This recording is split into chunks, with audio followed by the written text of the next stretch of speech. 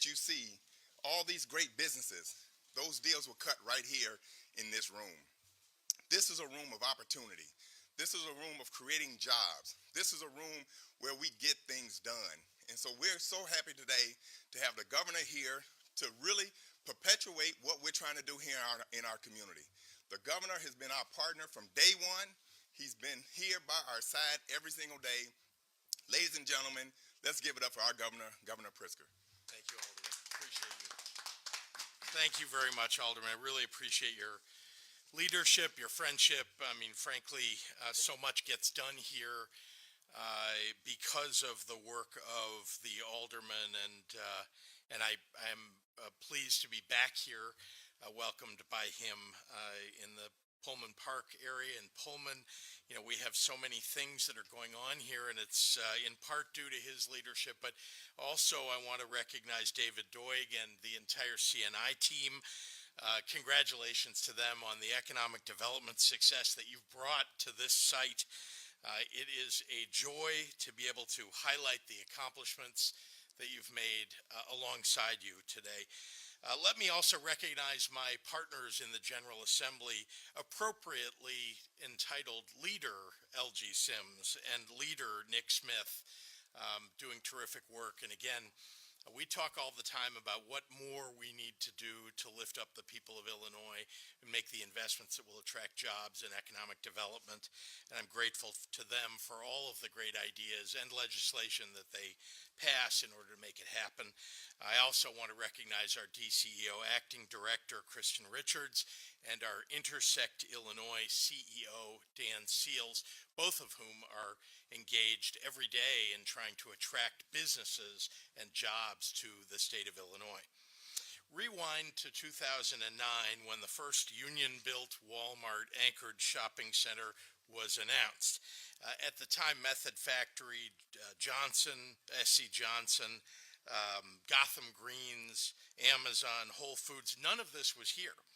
But armed with a $10 million state grant, private investment capital, a great idea, some other incentives, Chicago Neighborhood Initiatives turned a 180-acre former brownfield whole into a national example of community revitalization through redevelopment and multi-purpose design.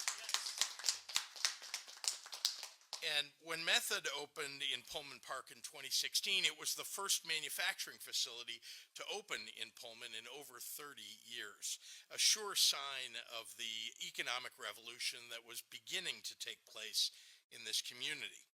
Those initial investments have today spurred more than $700 million in investment and more than 2,000 new jobs.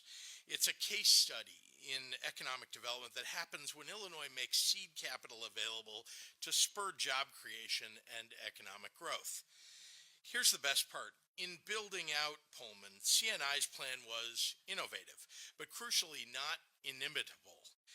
In many ways, it sets the example that with strategic investments and smart community partnerships, this kind of success can be replicated all across the state of Illinois. Today, I'm announcing a $40 million funding initiative to encourage investments in large developable sites like the one that we're here to talk about today.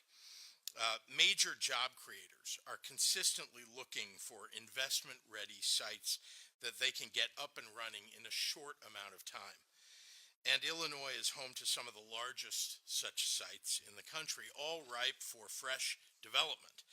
The new Megasites investment program, grants, will help communities innovate their own business attraction efforts and will spur economic development in communities across our great state. The possibilities are endless, from megasites supporting the fast-growing clean energy economy, including electric vehicles, to sites just like Pullman that support a variety of manufacturing, warehousing, and distribution businesses. This is an opportunity for public and private developers alike, including local governments and individuals, to prep for large economic development projects while removing some of the uncertainties about the upfront costs. We're prioritizing projects in underserved areas located near population centers so we can make sure that Illinois workers see the impacts of these investments right away. This initiative, combined with Illinois' superior workforce and infrastructure, makes our state even more attractive to large-scale investment. The Megasites grant program is just the latest initiative to come out of our $45 billion Rebuild Illinois capital plan, which has already repaired over 4,600 miles of roads and hundreds of bridges, creating and supporting hundreds of thousands of jobs along the way. I want to emphasize that the leaders that are here from the General Assembly very much involved in crafting that Rebuild Illinois capital program that led us here today. So they really deserve our thanks and our support for the work that they do. And today's announcement follows major investments that we're making in upskilling our talented Illinois workforce. 2 weeks ago, I announced an expansion for the Illinois Works program, opening doors for women and people of color in the construction trades. Our highly successful PATH program is training new healthcare workers for that high-growth industry. In 2021, I launched a multi-year $40 million investment in job training and barrier reduction services to help hard-hit Illinois communities that are coming out of the pandemic. And through our Climate and Equitable Jobs Act, we have $180 million dedicated annually towards workforce and economic development programs in the fast-growing clean energy fields. These are just a few examples of why Site Selection magazine raised up Illinois' ranking just the last couple of days to #1 in our region for workforce development. The message that we're sending to the world is that Illinois has the talented workers, the modernized infrastructure, and the right incentives, like Megasites, to help job creators invest in Illinois to build their enterprises for the future. And on that important note, I want to turn it over to our new leader of the Department of Commerce and Economic Opportunity, Kristen Richards. Kristen? Thank you, Governor Pritzker, for the introduction. And more importantly, thank you for your tireless commitment to growing Illinois' economy, expanding job opportunities, and supporting our communities. I am so excited to be here today for this announcement. I like to think of Megasites as turnkey houses, move-in ready with zero hassle, which is exactly what fast-growing businesses are looking for. The potential for Megasites are endless. Investment-ready sites can be hubs of manufacturing and distribution with different companies, like here in Pullman Park, or they can host large-scale one-stop shops, manufacturing and shipping complexes that produce multi-part products from start to finish in one spot. With explosive growth in the clean energy sector and an expanding U.S. manufacturing footprint, companies are looking for large, investment-ready sites to create jobs and grow businesses. Companies should look no further than Illinois. Between our future and existing megasites, competitive incentives, superior infrastructure, and workforce, Illinois is a premier location to grow a business. And with our new $40 million Megasites program, we are growing the number of investment-ready locations, providing capital funds to private developers, nonprofits, or local governments, which will create jobs and revitalize communities across our state. Applications are open today. Go to our grant page at dceo.illinois.gov to apply and learn more about this funding opportunity. Next, we have CNI's president, Dave Doig, whose Pullman Park development is truly a model for community investment and job creation. Thanks, Kristen. It is, first of all, a pleasure to have everyone here. Welcome to Pullman. Welcome to the far south side. In Pullman Park, you have an absolute wonderful example of, I think, exactly what Governor Pritzker is talking about. He mentioned the $10 million of investment. So for those of you that came in on Doty Road this morning, some of you may remember that Doty Road actually used to go around the bank the other side. Really, through the state's support of a $10 million grant, we were able to reroute Doty and rebuild basically this entire infrastructure, which was the start of the whole development about 10 years ago. And so that was the catalyst that got us going. We followed that up with the Walmart and more retail. and then started to focus on industrial development. So here in Pullman Park, you have some of the finest examples of some of the top companies in the country and in the world relocating to Pullman.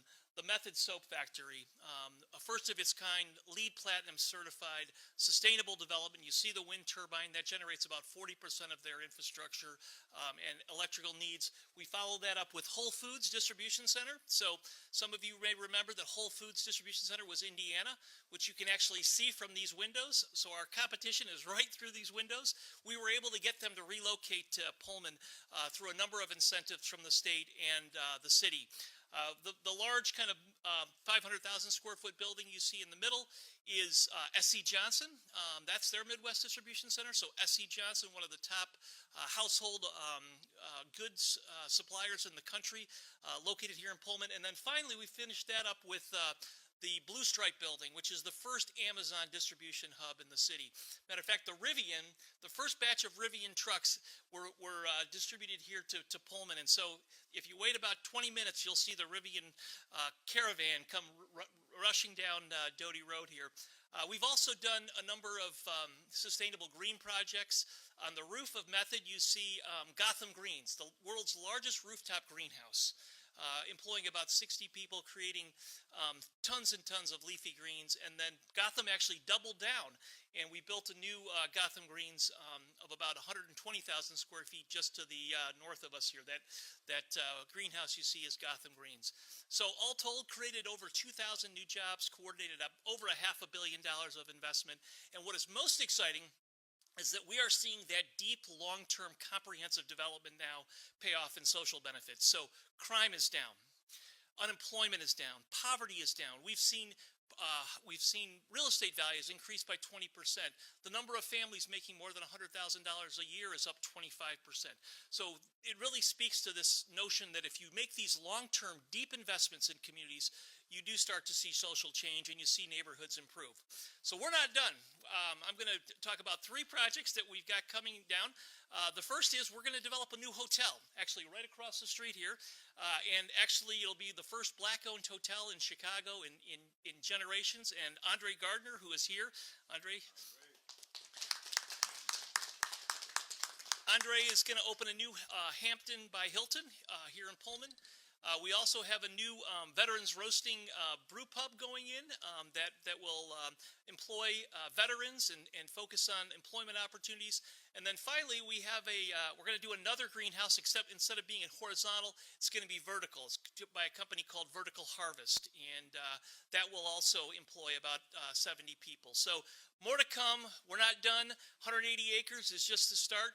As the governor said, this area is full of large old industrial sites that can be redeveloped. All you got to do is look out these windows and you can see the amount of land that is ready for development. We need that infrastructure money to be able to compete with Indiana, to be frank. Indiana's making those kind of investments. We're excited that Illinois is making those investments as well, but we need that upfront infrastructure support. So again, welcome to Pullman, and thank you for all that you guys do, and we appreciate particularly our elected officials, Senator Sims and Representative Smith, and of course Governor Pritzker. It's now my pleasure to bring up Dan Seals, the president of Intersect Illinois.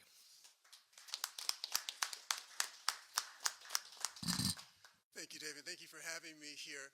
I talk to a lot of site selection consultants in my work, and a common refrain that you'll hear from them is how hard it is to find a site that is ready anywhere across the country. What's happening is the supply chain blockages are making it difficult to get the materials for a substation, a rail spur, a transformer, or any of the materials that you need to have a site that's ready to go, which makes it very hard to have a company come and move to Illinois. In fact, when you think about the advantages that we have in Illinois, the skilled workforce, the central location, you really can't bring them to bear if you don't have a site that's ready to go. So Intersect Illinois wants to complement the initiative that's being announced today by the governor with an initiative of our own, and that is the Vetted Sites Initiative. And the idea here is to identify large sites that can be brought up to speed quickly so that we can promote them across the country and even around the world. If we can do that, we can help companies find a spot in Illinois more quickly so that we can create more jobs and investment. The big question is how we're going to do it. We'll do it the same way we do everything. We're going to partner with industry. We'll work with the utilities, we'll work with developers, we'll work with the rails to identify and evaluate those sites so that we can figure out which ones are ready to go. And if we do it correctly, it shouldn't take any money, just a lot of teamwork. And if we do it correctly, we'll create a lot of jobs and investment, as well as a nice program to complement the one that was just announced with the Megasites initiative. So I want to thank the governor and indeed everyone behind me for being such a great champion for growth and investment in Illinois. Thank you. And if I can now introduce Leader Sims.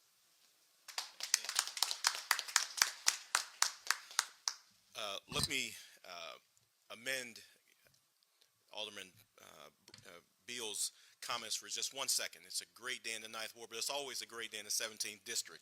So I want to appreciate it. And as I had some prepared remarks, but I'm going to toss those to the side because as I was sitting here thinking and looking out over, and the governor mentioned this, the endless possibilities. But Governor, let me thank you for being someone who is completely committed to this community.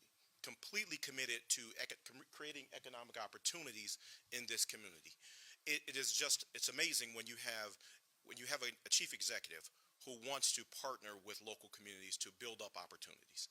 So it makes change possible. But that also happens because you have an alderman like Alderman Beal, who is committed to this community, who is focused on growth and opportunity in this community. And Alderman, we appreciate all the work you do for the local community and all the efforts that you have. I have never had a conversation with Alderman Beal where he has not asked for something for this community, which is good, which is a good thing. We want to, because when you look out and you look at the immense possibilities. Dave, you mentioned this. You talked about, as we can see our friends across the border in Indiana. One of the things that we talk about often, and Dan mentioned this earlier in terms of the site selection and all of the things we have. If it rolls, floats, or flies, it goes through the 17th district. We have tremendous access to rail and access to roads, but more importantly, access to people. This community it's vibrant. It's beautiful. It has all that it needs. It has the skilled workers. All it needs now is the investments. So that's why the Megasites investment site that we are announcing here today, it will allow us to continue to create economic opportunities that will grow this community. So you'll see home values start to increase. You'll see employment opportunities start to increase. You'll see wages start to increase. That's what this is all about. It's about partnership. And I am so proud of the work that we have been able to do as a General Assembly. It's amazing when you have a governor who is willing to work with you and work with the legislature and work with all levels of government. This is a partnership. You hear me say that word often, partnership.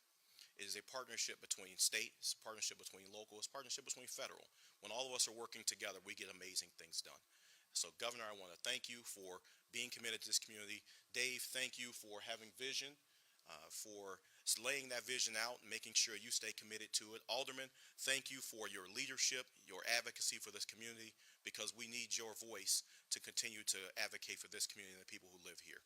So I'm just so honored to be here. I'm so proud of the work that we're doing together, and we'll continue to do that. It is now my honor to bring to the podium Leader Nicholas Smith. Nick.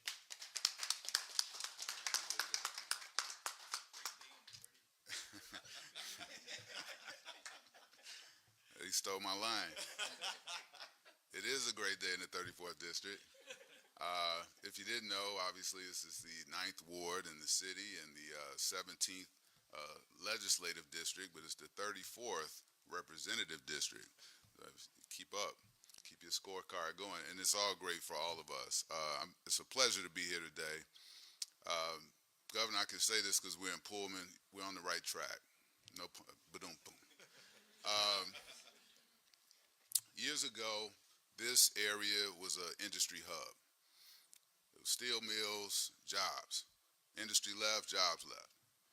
About 10 years ago, through the leadership of Alderman Beal and Dave Doig and his team at CNI, look what you have now. And this is the footprint. This is the prototype for what we hope to accomplish with this investment. Our district, I'll say ours, because most of it is intersectional. But we go from the south side of Chicago to suburban Cook to Will County and all the way down to Kankakee County. So from here to Pembroke Township is a pretty large district. And I can just imagine how this investment can really spur growth in our district.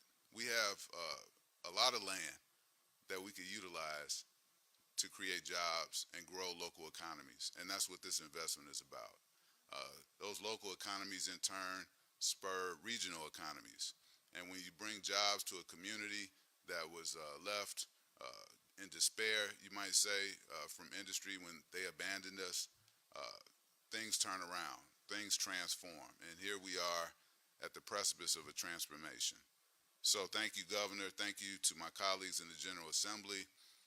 Thank you, Senator Sims, for being a great partner in Springfield. This is a major step in the right direction, but we have much further to go, and this is just the beginning. So, with no further comments from me, I'll bring the Governor back up to answer any questions. Thank you. Appreciate you. Any questions from members of the media? Yes, ma'am. Hi.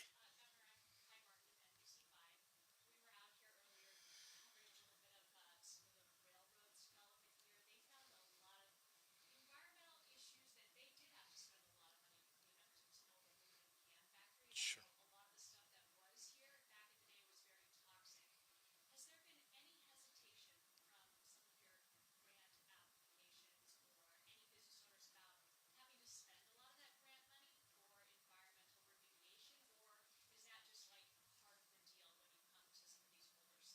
Well, it's one of the reasons that we have a program like this, and frankly, why we have grant programs at EPA as well. We want these sites cleaned up, right? And we want to attract business to these sites.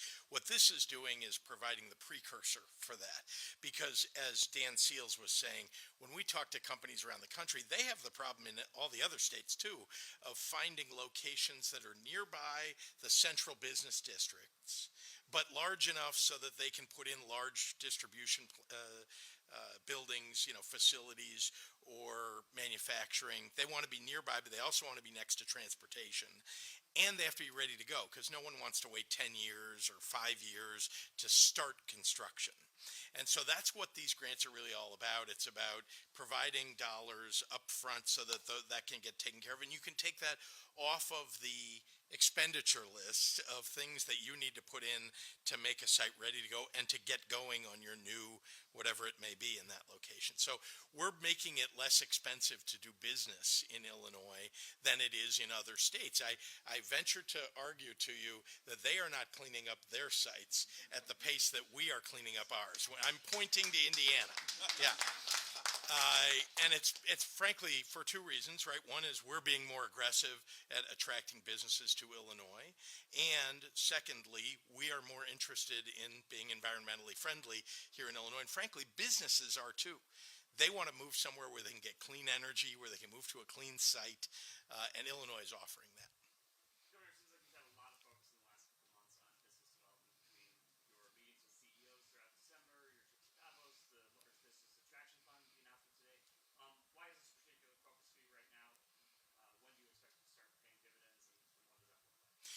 Well, I mean, I would remind you that we did have 2+ years of a pretty difficult global pandemic in which it was, hard for companies to make big decisions about where they're going to put their new plants and start building. And so as we were coming out of that, and I was working all throughout that to talk to businesses, but let's face it, it was challenging for them as it was for states. But as we've come out, I've been very aggressive, and that's not just in the last few months, that's really over the last year and a half, 2 years, to make sure that we've got programs that are incentives for businesses like Megasites, and that we are proactively reaching out and talking to them about what do they need, and let's prepare for them what they need. And we're successful at it. We've attracted a lot of jobs, growth of existing businesses here that otherwise could have grown in another place in the country. These are big businesses with lots of sites. So that's one thing that we've been successful at. And the other is we've attracted headquarters to Illinois. You guys cover mostly when somebody leaves, but very few people covered that Kellogg's is coming here, that Google is building a new headquarters in the center of the city of Chicago. And I think those are examples of people choosing Illinois, choosing our state as the place that they want to grow their business. Yes, sir. Could you go over some of the specific services or functions that this grant will cover and say whether or not any Chicago sites the state has its eye on right now? So I don't want to talk about specific grants that we're providing because those are, people who are applying to the DCO. But maybe if Kristen from DCO would step up and she can give you some details about the I'd be grant happy to, program. Governor. So Megasites is going to enable an opportunity for governments, non-for-profits, private site owners to apply for funds that will help with site readiness, right? So this is anything from building the infrastructure necessary to enable water access to site grading, anything that's required in order to make that site extra attractive to a manufacturing opportunity or warehousing opportunity, again, creating those job opportunities here in the state. You're welcome. Governor, Washington Post column last week got into your controversy with the College Board. Not my controversy. But a source familiar with your thinking did tell the Post that this is an area where you're expected to get more vocal in the coming months. Issues of what's going on in classrooms. How does that square with focus on your next 4 years as governor here in Illinois versus these national controversies over quote unquote culture wars in school classrooms? Well, I think broadcasting our values here in Illinois is good for the state of Illinois. That we are opposed to banning books in the state of Illinois is something that people ought to know about us. That we are not interfering with the education system in the state and the way that a teacher presents, their information to their classroom, their kids. That we're lifting up education, we're not tearing it down. And other states are doing that. And I think that whether we're talking about businesses that are thinking about moving here or people that are thinking about moving here, people are choosing not to go to those states where they're restricting freedoms and instead coming to Illinois where we're protecting them. Are you concerned about that happening at the local level here in Illinois? I am.